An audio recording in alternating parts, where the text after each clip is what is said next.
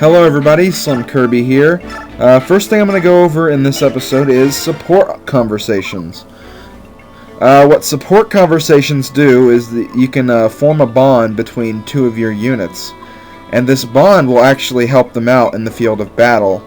Like, if you have two of the same units close to each other during the battle, their stats will get a little bit higher. Like, you can either do more damage, you can avoid more attacks, hit at a higher percent. It really depends on what unit you're supporting with. And I personally don't really know that much about the affinities and what increases or what stats increase whenever two units are together. I really don't know all the technical stuff about that because I really don't use supports that much. I really don't think they're really that necessary to completing the game, so that's why I don't use them. So I'm not going to really be talking about them that much in context, especially for this playthrough, because in this playthrough of this game, I don't know, I just don't see supports being that effective in this particular game. Some of you have a right to disagree though, so if some of you think the supports are great, you have every right to believe that. Okay, oh yeah, also supports can also reveal some interesting things about characters. The two I went over, Ike and Oscar and Ike and Soren, the first ones aren't really that impressive or have that much to say, but some of Ike and Soren's future conversations are actually very, very important, and they reveal a lot about Soren in particular. So, yeah. If you want to check those out, I'm sure there's a place on YouTube where you can see some of those conversations, because I know there are a few of them on there. So, we're getting ready for Chapter 9. This chapter is not very hard, especially after considering what we had to go through last chapter. This is kind of a little break from that. This and the next chapter, actually.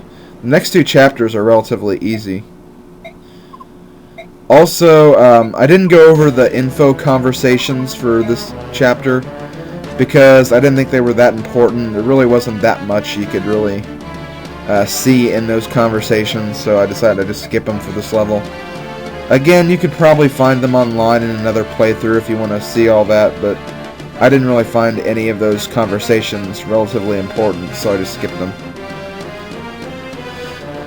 Okay, so we have the Daein troops yet again. We have to fight Daein again. And this time, Leith and Mordecai will actually be helping us.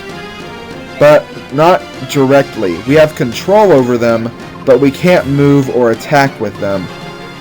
These are called yellow units. You can actually command them what to do using Ike, because Ike has a... Whenever you click on Ike, when you're moving him, you can see a little option called command or something, and you can just basically command the yellow troops on what you want them to do. Okay, so for this battle, I'm actually only going to get rid of one character from our lineup. We can use all the characters in this battle, but there's one character I just really don't feel like using anymore, and we are going to take out Ileana. We're going to leave Mia in just for a little bit. I haven't really decided whether I'm going to use her or another Myrmidon you get later on in the game. I haven't really decided yet, so I'll leave her in for now, just so she can get a little bit of experience. But let's go ahead and... Actually, I think I'm going to show you the items really quickly. Show you what all I bought during the last chapter. You can also see all the bonus EXP I gave, because some of these units didn't start with 0 EXP going into this battle. That's usually a good hint that I used BXP, bonus experience, on them. And of course, there were all the items as well. But before the battle starts, we're actually going to get 2 more units to help us. And Mist and Rolf are actually going to fight with us now.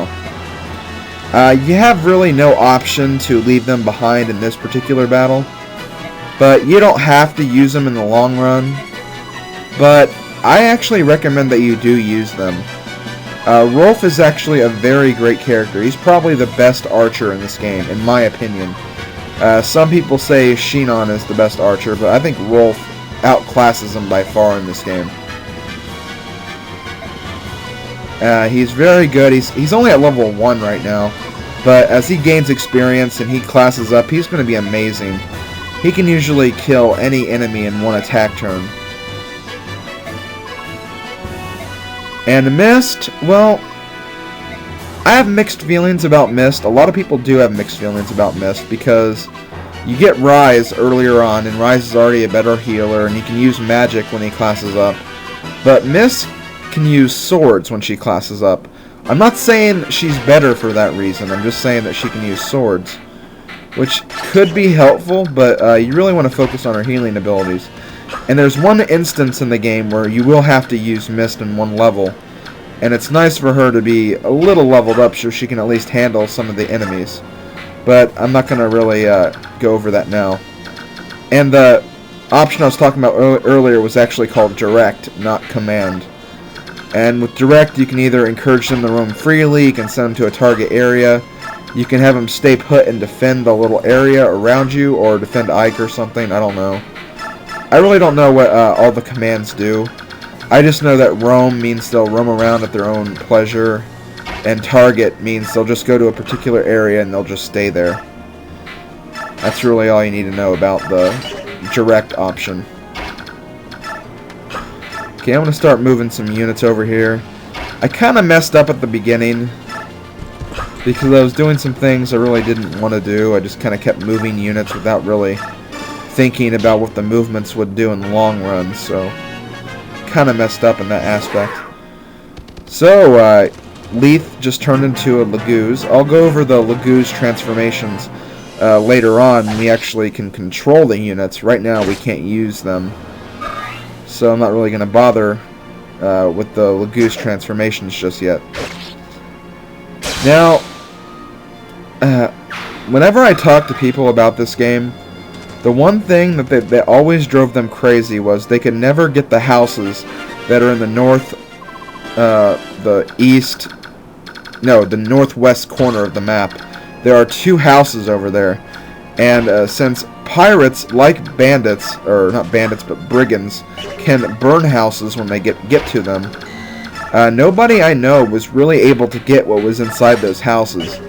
But through the last few playthroughs of this game, I've actually found a method where you can get to the houses quite easily. And what you have to use Boyd in order to get there fast enough, but still, not very hard to get those houses now. So basically what you want to do there is you want to use Boyd, you want him to lead the march and go up there. Then you want to have him backed up by Soren, or maybe even Ileana if you want to use Ileana instead of Soren. And then have a healer up there just in case. In this case I sent Rise, because I'm going to be using the majority of this battle healing with Mist.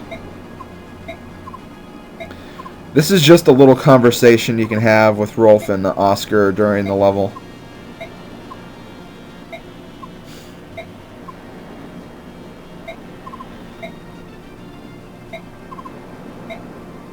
It's a secret!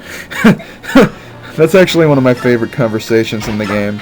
It's a secret. Wait, that's not a way I need to say. That's kind of funny. So yeah, a lot of the fighters and the brigands, and even the mage, I think, will just go after Boyd leisurely. Especially if he has a hand axe, so Boyd should be able to take care of that area on his own. Because I found that a lot of the enemies up there during this playthrough actually missed him a lot. That's like the only enemy that actually hit him in the whole chapter, I believe. Now, the pirates will actually not really worry about your units.